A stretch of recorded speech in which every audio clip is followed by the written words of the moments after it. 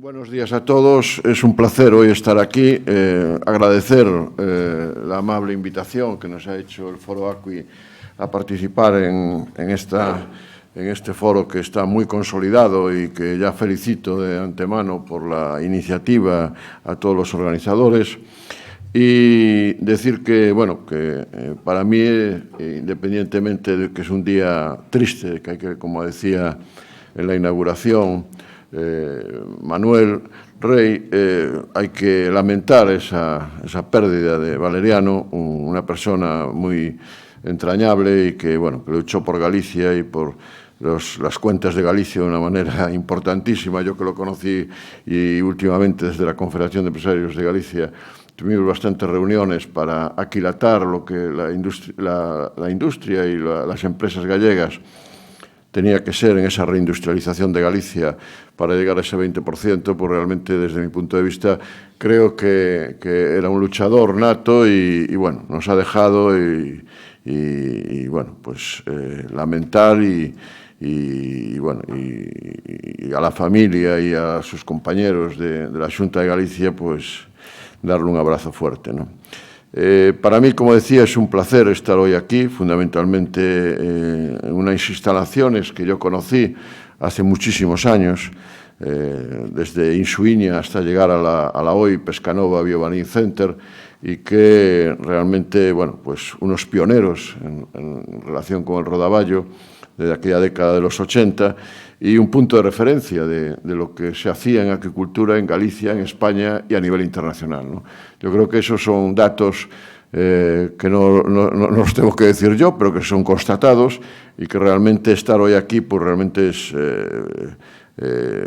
importante, ¿no? Muy importante. Y yo creo que instalación modélica como la que tenemos hoy aquí, después de ese galiñeiro, como nos decía el anterior interviniente, Jacobo, pues realmente es desde luego, para mí es una satisfacción, ¿no?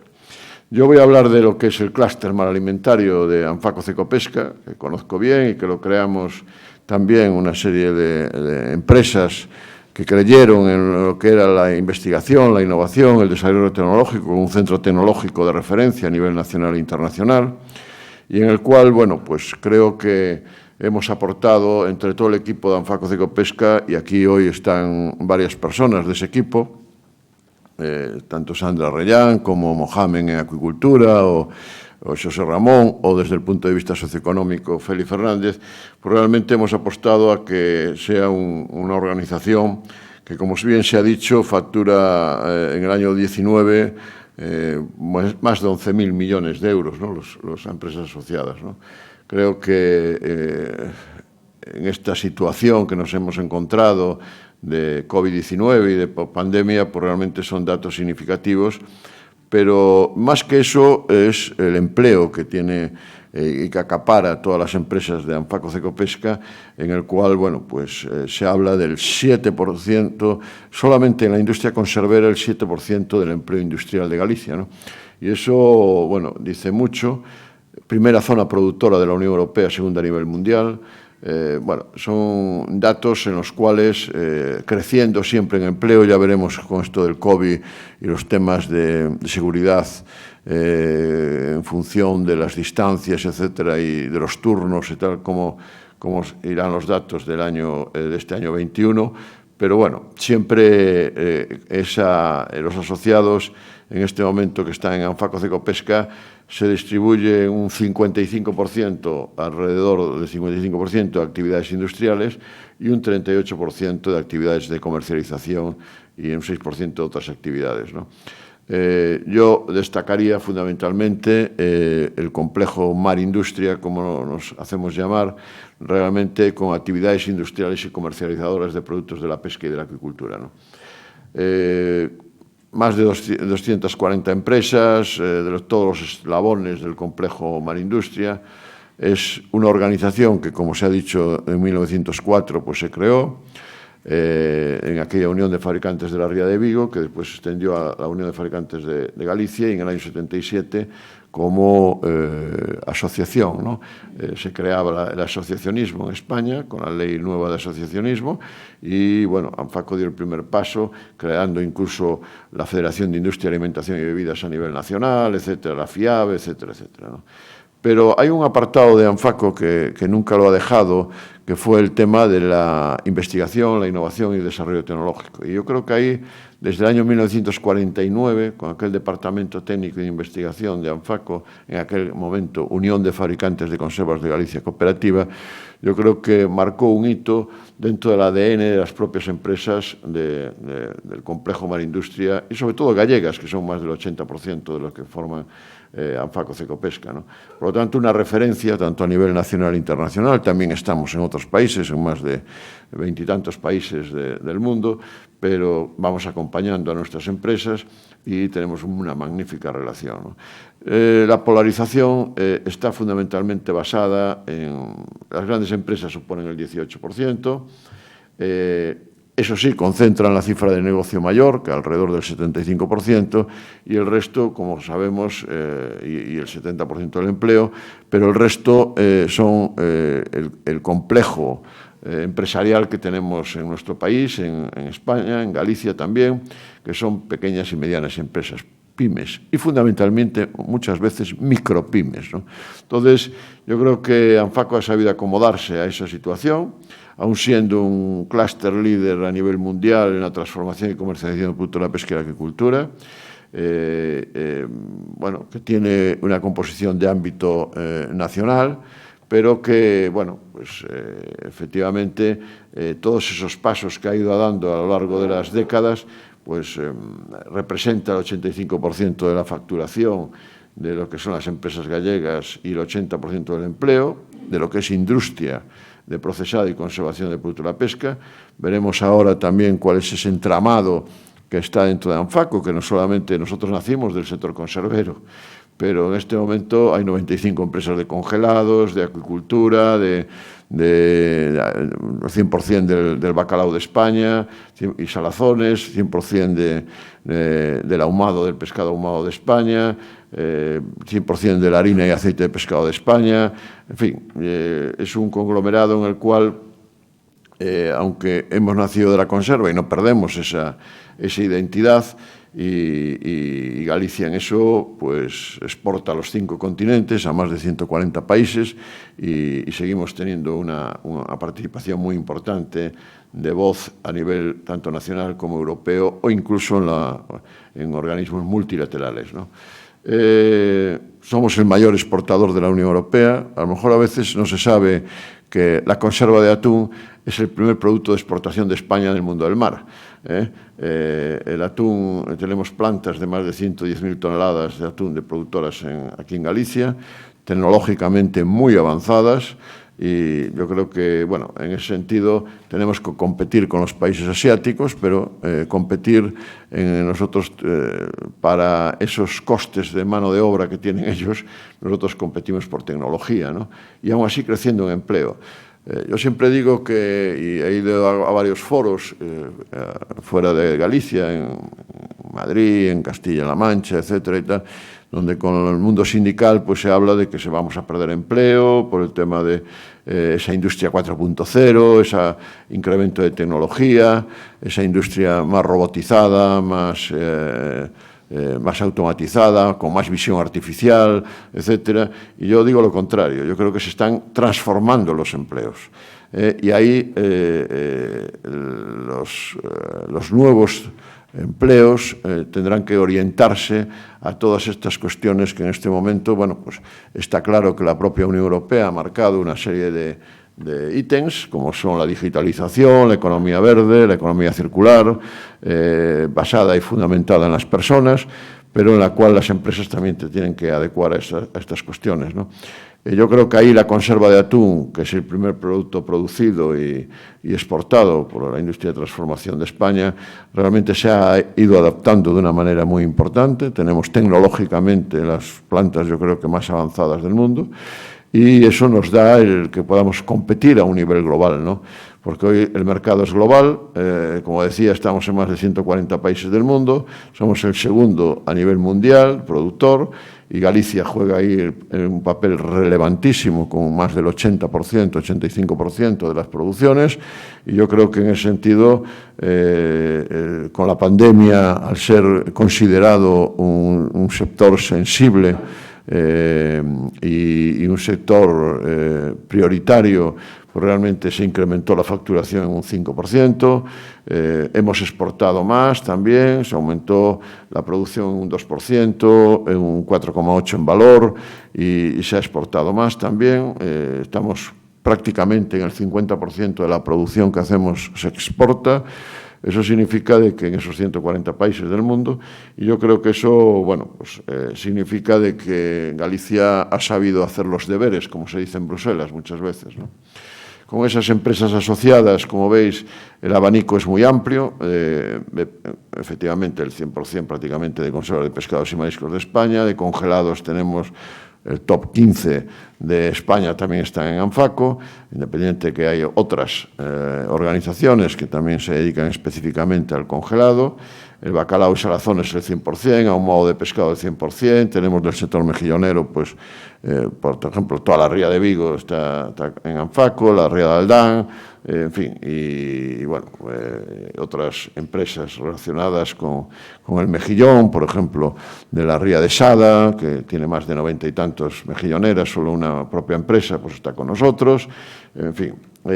También de Matenar, nosotros cerrando el ciclo de todo lo que es materias primas, maquinaria, envases, embalajes, pues tenemos los líderes de todos estos sectores y en el cual, bueno, trabajamos codo con codo para esa industria 4.0 que queremos tener y ser pioneros a nivel mundial e internacional, pues trabajar de codo con ellos, ¿no? Con asociados tecnológicos y de otros tipos. Bueno, también tenemos alguno del sector vinícola, como el Terras Gaudas o alguna otra empresa importante, pues está con nosotros, o de conservas vegetales o de otra serie de sectores de la alimentación, ¿no? Que trabajan, y después veremos algunos proyectos de investigación importantes, ¿no? El desglose de los asociados de Anfaco Cecopesca está fundamentalmente prácticamente en todo el país, aunque Galicia, como digo, el 60% lo están de las empresas están aquí en Galicia, ¿no? De la facturación bastante más, ¿no? Y después País Vasco, Madrid, Cataluña, Andalucía, en fin, de todo el territorio nacional, ¿no? Es un sector que goza de una estabilidad en el empleo, con las figuras del fijo y fijo discontinuo, que más de 20.000 personas de forma directa, indirecta se dice que son 2,5 por cada directa, y eso, bueno, pues, y más de la mitad de todo esto, bastante más, sobre 15.000 o así, entre 12 y 15.000, trabajan aquí en Galicia entre fijos y fijos discontinuos, ¿no? Bueno, fundamentalmente la mujer juega un papel muy relevante en este sector, aquí en Galicia, y realmente más del 75% son mujeres. Es el activo más importante que tiene el sector. Las mujeres que en algún caso, y aquí en el Grove tenemos algún caso de quinta generación de persona que ha trabajado en el sector conservero, por ejemplo, o sea, han trabajado sus abuelos, sus padres, los hijos de estos hijos. En fin, quiero decir que, bueno, con una edad media de alrededor de 45 años, bueno, yo creo que tenemos una jornada laboral y un convenio colectivo muy adecuado a los tiempos actuales, desde el punto de vista social, desde el punto de vista de complementar lo que es la vida familiar y la vida profesional. Pues realmente somos el sector que menos horas de trabajo de nivel anual del sector de alimentación de España, con 1.730 horas. La media del sector de alimentación de España está en 1.770 horas, y nosotros tenemos 40 horas menos. Hay una muy baja siniestralidad de incidencia de enfermedades profesionales, bueno, y una estabilidad fundamentalmente en el empleo importante, ¿no? Yo creo que además, ¿qué ofrece Anfaco Cecopesca? Bueno, pues realmente la inmensa mayoría con esta visión. Nosotros tenemos dos visiones y ADNs fundamentales. Por una parte, la internalización, de propias empresas del sector, y por otra parte, lo que es la I+D+I. Entonces, son los dos que están muy integrados en el ADN de las empresas nuestras, con una cooperación entre sus miembros importante. Anfaco en eso ha servido de masa crítica de todas ellas y con más de 113 personas que llegamos a tener en Anfaco, hoy en día me parece que somos 105, 106, es un potente canal de comunicación y con una serie de servicios y actuaciones en función de lo que demanda las propias empresas del sector, no parándonos solamente en la parte de ese ADN que tenemos de internalización y I+D+I, calidad, asistencia técnica, sino también asesoramiento jurídico y de comercio exterior, etcétera, de una manera importante. Estamos en esa internalización, nuestras empresas están prácticamente en todo el mundo, fundamentalmente en América. No creo que nos quede ningún país de América que no estemos de nuestros asociados. También en África y en Asia y, por supuesto, en Europa, ¿no? Yo creo que esto lo que nos da a la propia Anfaco es que hayamos hecho acuerdos con más de 50 acuerdos de cooperación en 23 países a nivel de gobiernos y, por lo tanto, bueno, con esas 50 plantas industriales o delegaciones en terceros países que tenemos en este momento, ¿no? Por lo tanto, ese ámbito internacional y esa I+D+I que tenemos en el ADN de nuestras empresas, Anfaco pues lo traslada, Anfaco Cecopesca lo traslada de manera continuada. Tenemos una representación institucional muy amplia y yo creo que a veces excesiva, y eso nos lleva a que podamos estar en todos los foros más importantes donde se toman decisiones. Eso significa que presidimos Euroton, como se dijo, que es la organización europea relacionada con el atún más importante, donde está toda la flota hidroeléctrica con saber atunera europea. Ya dije que el atún es lo más importante. Estamos en todos los consejos consultivos de la DG Mare, de la Comisión Europea, y presidimos la CISAP, que es el Comité Internacional de la Sardina Pirchaldos, donde nuestros vicepresidentes son los portugueses y los marroquíes. Bueno, y después estamos presidiendo Átiga, o estamos en la Agencia Española de Seguridad Alimentaria en el Comité Ejecutivo y en el Consejo Asesor, estamos en el Ministerio en distintos organismos, ¿no? También a nivel privado, en distintas organizaciones, desde FIAB o COE o la propia ENACO Alimentaria, que somos vicepresidentes de Alimentaria, ¿no? Y ahora presidimos la Confederación de Empresarios de Galicia, ¿no? Por lo tanto, bueno, algunos datos del sector, porque para posicionarnos de lo que realmente significa este sector, si sabemos que la producción española de pescados y mariscos y sus transformados, bueno, pues la industria de transformación está muy en valor, es mucho más que la propia capturas extractivas, etcétera y tal, pues estos son datos oficiales, o sea que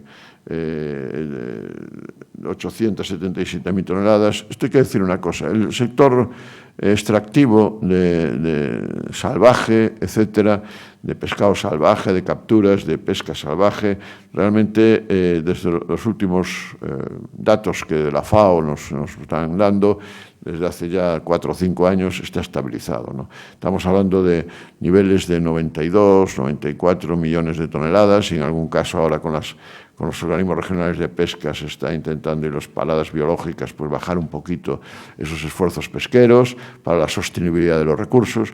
Y yo creo que el futuro, y todo el mundo lo dice y estará en toda vuestra mente y tal, es la acuicultura, ¿no? Y la acuicultura, siempre que tengamos los parámetros adecuados y podamos desarrollar tecnologías adecuadas, es lo que va a ir hacia adelante para ese aumento de consumo de productos marinos o productos derivados del mar, ¿no? Porque el sector extractivo da lo que da, no hay más. El atún, como digo, es la captura de la flota lo más importante, sobre todo en el Western Pacífico, donde está el 65% de los recursos pesqueros. Después está el Índico, con aproximadamente un 20 y tantos %, y después el Atlántico, que cada vez hay menos menos recursos en el Atlántico y las flotas pues quieren ir a otros lados, pero bueno, ahora con las ORPs es difícil moverse de caladeros a caladeros, ¿no? Entonces, en la acuicultura, el mejillón, como sabéis, y Galicia ahí juega un papel muy relevante, es el producto de acuicultura más importante, acuicultura marina. Después tenemos la lubina, la dorada, el atún rojo, el rodaballo y la trucha, ¿no?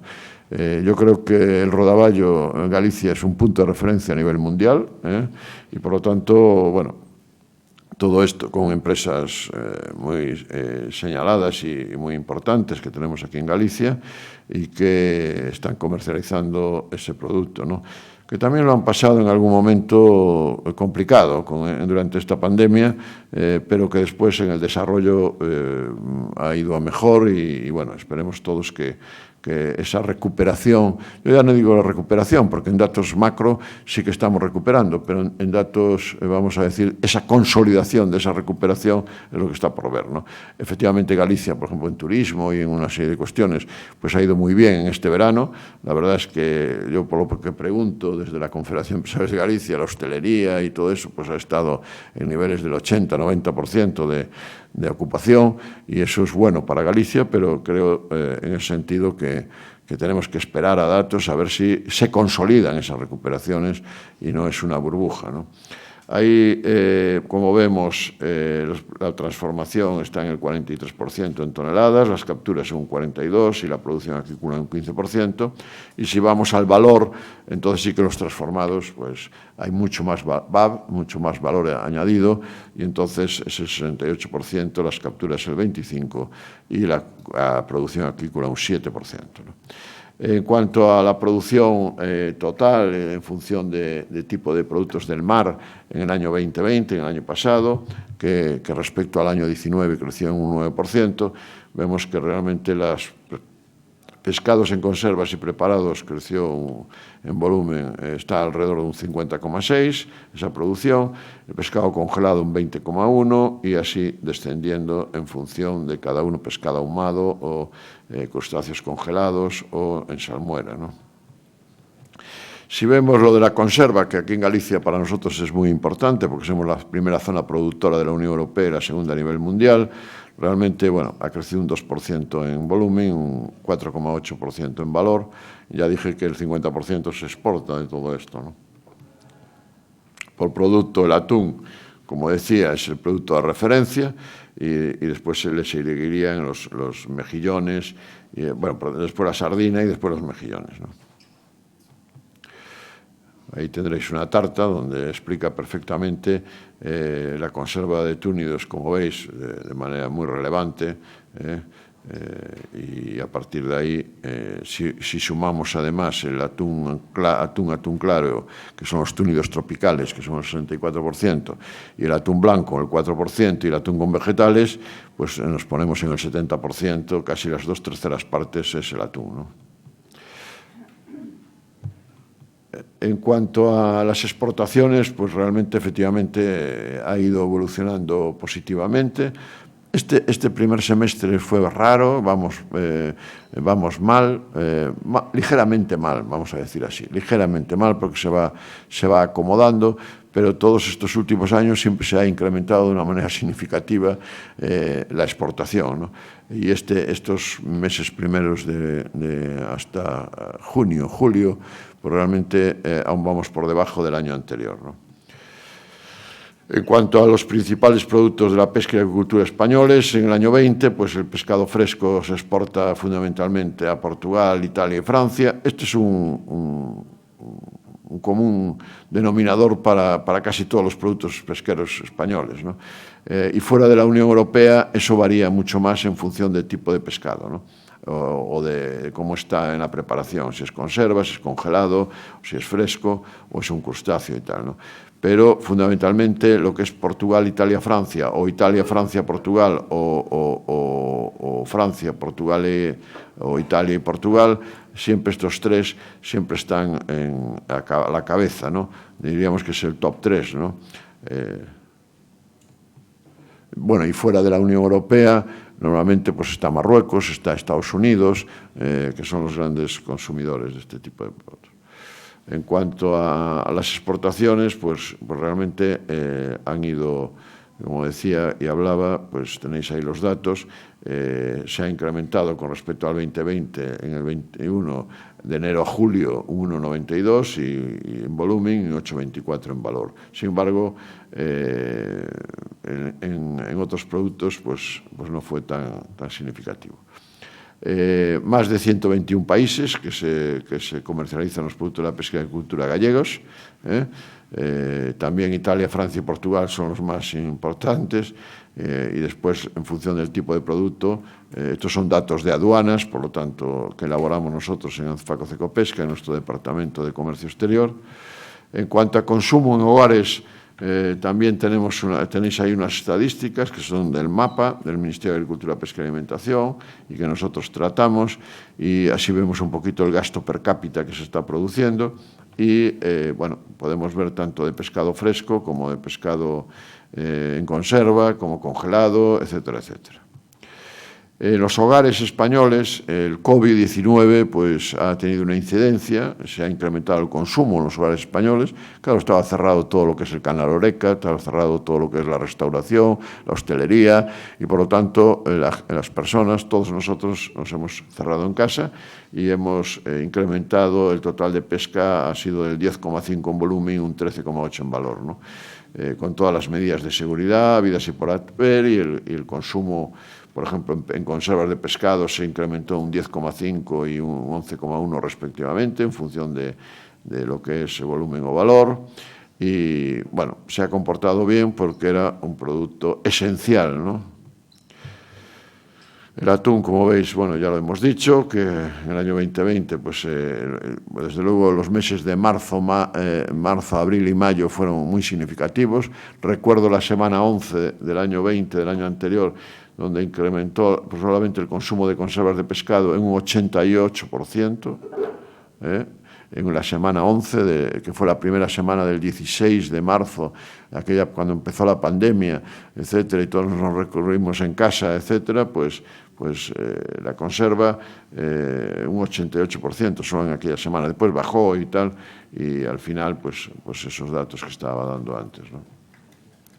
El acumulado, pues lo que se ve, pues en función de la categoría, pues incrementó un 1% en volumen y un 4,1 en valor, con un comportamiento desigual.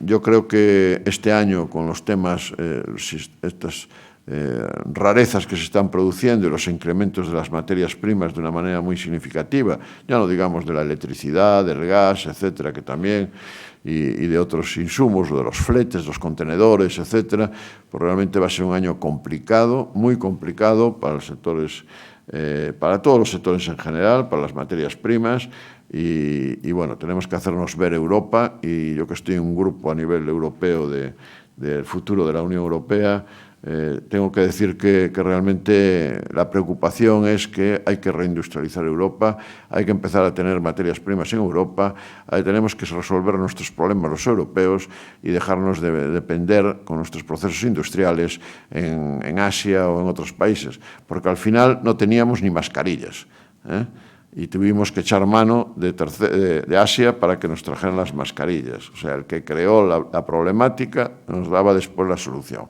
Yo creo que Europa se tiene que hacer ver y si no queremos quedar como un parque jurásico los europeos, ¿no? Yo creo que hay que reindustrializar, y eso es una de las cosas, tenemos que tener materias primas aquí para hacer nuestros propios productos y en eso la visión tiene que ser total, porque es que si no vamos a hacer un pan con tortas, si seguimos por este camino. Porque hoy en día todo lo que es la geoestratégica, política y comercial a nivel mundial está en el Pacífico, no está en el Atlántico.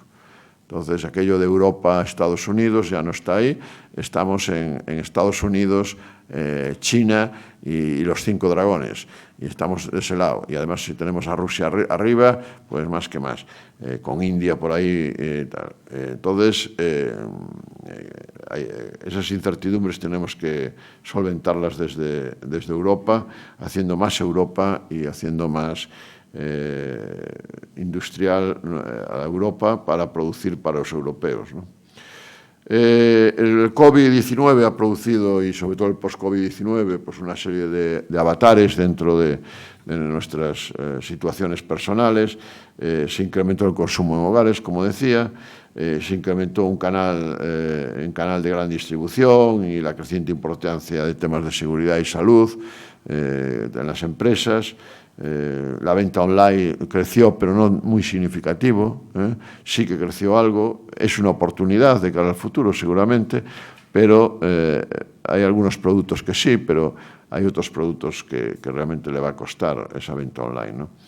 El reto es el crecimiento en el gran consumo, la recuperación lenta del canal HoReCa que se está produciendo y la venta online gana adeptos, pero ya digo que sin exteriorizarse mucho con ello, ¿no? Todos los temas de sostenibilidad, salud, seguridad alimentaria, etcétera, etcétera, eso se va a acrecentar, eso ha aumentado los costes de una manera importante. Yo creo que más el consumidor va a ir a los productos de proximidad de cara al futuro y siempre el consumidor quiere cosas nuevas, creativas, etcétera, ¿no?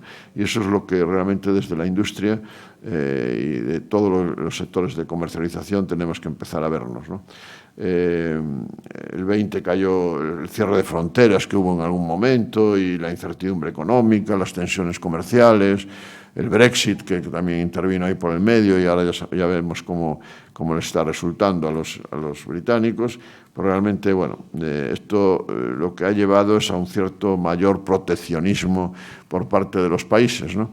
Y eso, esas cadenas logísticas robustas es lo que necesitamos de disponer de cara al futuro y lo necesitamos aquí en Europa, con todos los gastos en medidas preventivas, con todo lo que queramos, pero tenemos que evolucionar ascendente de costes directos e indirectos que hemos tenido.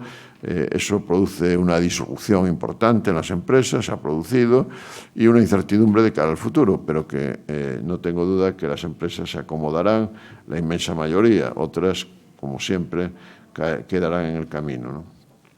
El centro tecnológico nuestro, que es nuestra joya de la corona, vamos a decir así, pues yo creo que es un centro privado para la industria marina y alimentaria, un centro tecnológico de ámbito estatal. Empezamos con CECOPESCA, el Centro Técnico Nacional de Conservación de Productos de la Pesca, CECOPESCA, en el año 89, construyéndolo en el campus de la Universidad de Vigo, con muchísimos problemas, tengo que decirlo, pero después que son solucionados.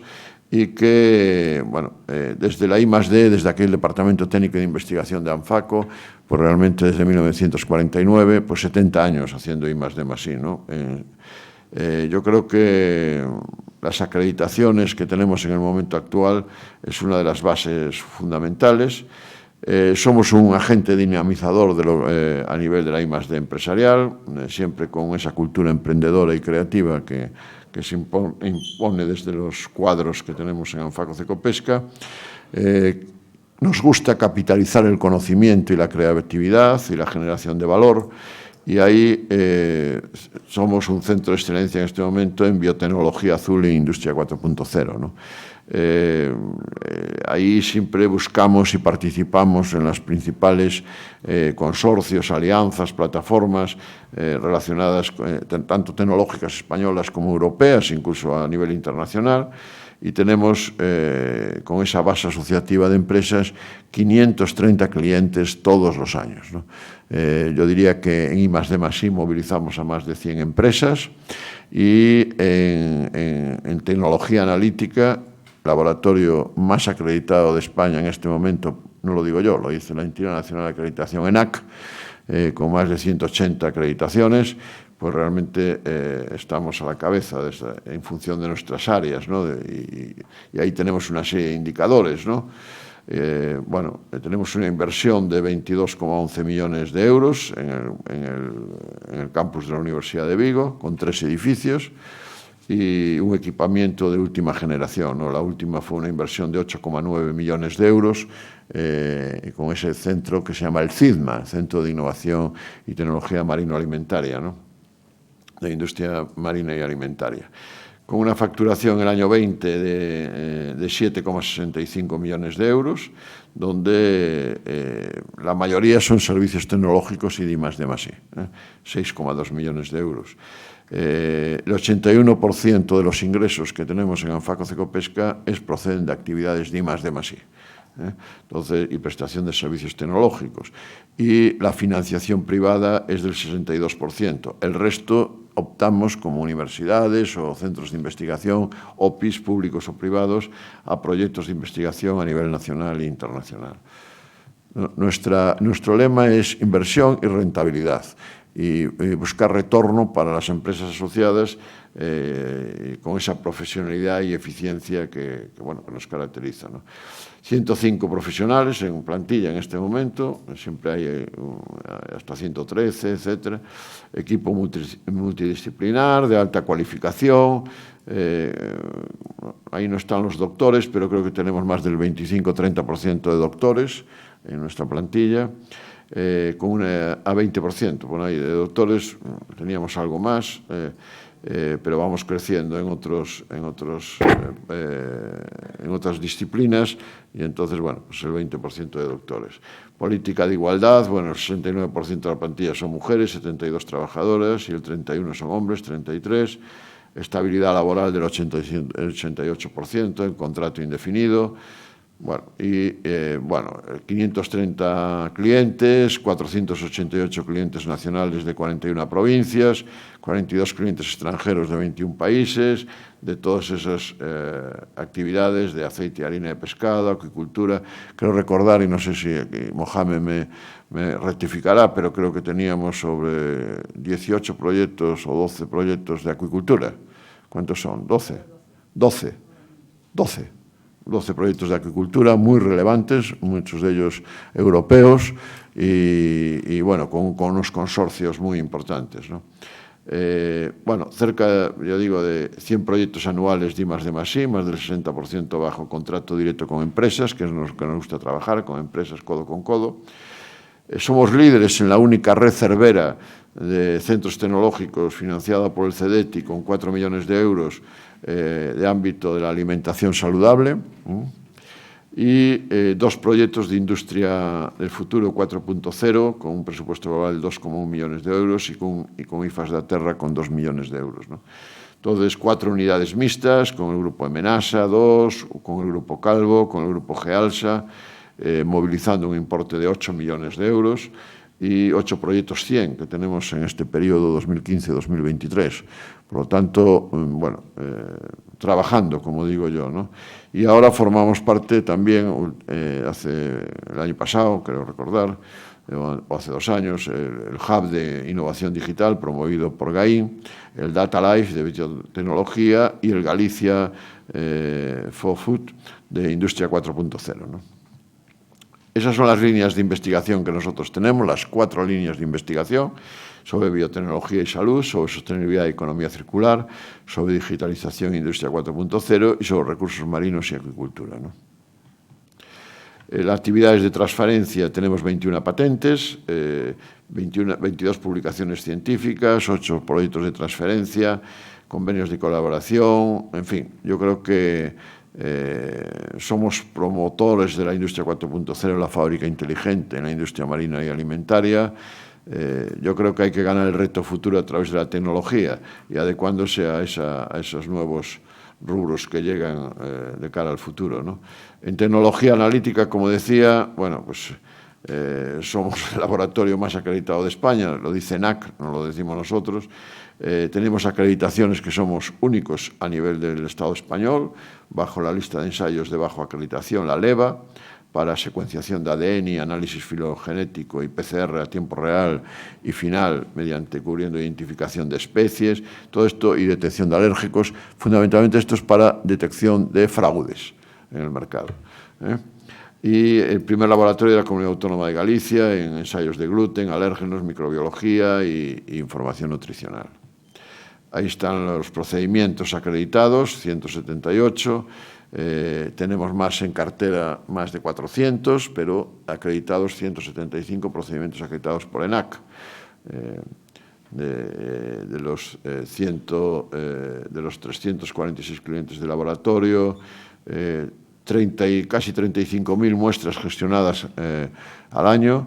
En este año 2000 último, las 35.000, y un incremento de la facturación del 9,1 anual, ¿no? Nosotros siempre intentamos buscar la mejor solución para las empresas, me imagino como todos los centros de investigación lo harán, y los procedimientos de ensayos más destacados marino-alimentarios, pues los tenéis ahí, ¿no? Sobre etiquetado nutricional, sobre batería de residuos de medicamentos, en análisis de virus, incluyendo el norovirus, genogrupos 1, 2 y virus hepatítico, la detección de alérgenos en distintas matrices, y el tema de Escherichia coli en 24 horas, Bacillus cereus, en fin, una serie de productos de micro y de toxinas marinas legisladas y emergentes, ¿no? Y también a través de ICP masas, pues todo lo que es aspectos relacionados con mercurio, cadmio, plomo, arsénico, lo que son metales traza y alguno más, ¿no? La colaboración con las administraciones y otros organismos es total a través de licitaciones que nosotros ganamos de manera continuada y de manera anual.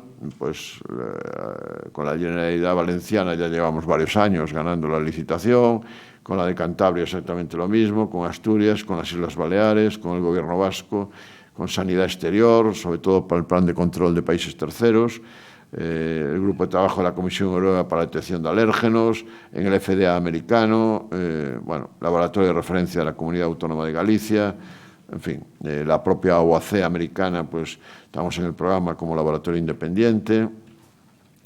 También en seguridad alimentaria, innovación, consultoría y formación y cooperación exterior trabajamos con nuestros asociados.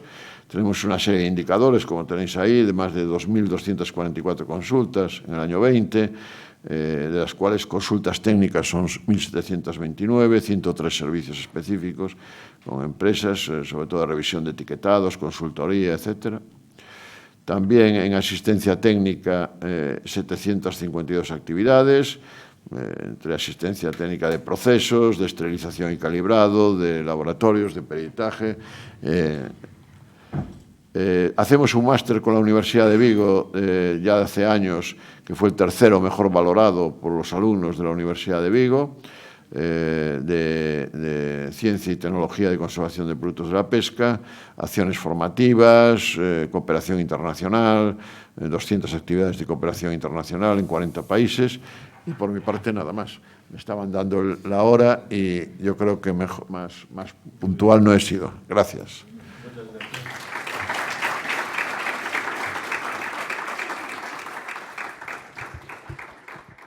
Si hay alguna pregunta, alguna cuestión, encantado.